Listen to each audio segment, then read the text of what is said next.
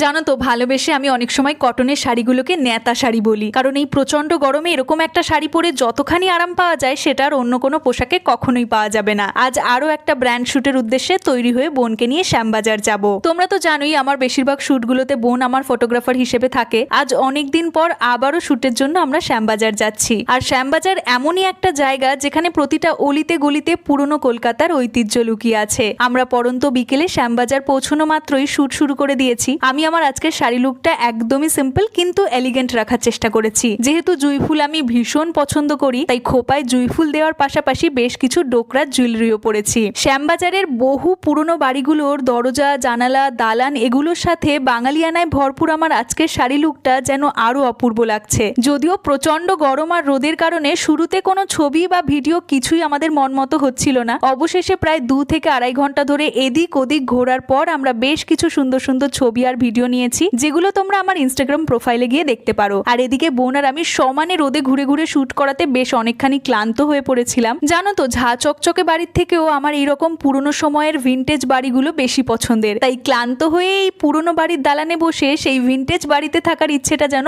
আরো বেড়ে গেল। তারপর বোন আর আমি একটু টুকটাক খাওয়া দাওয়া করে এখন বাড়ির উদ্দেশ্যে রওনা দিয়েছি। চলো আমরা বাড়ি ফিরি, দেখা হচ্ছে তোমাদের সঙ্গে পরের ব্লগে। বাই।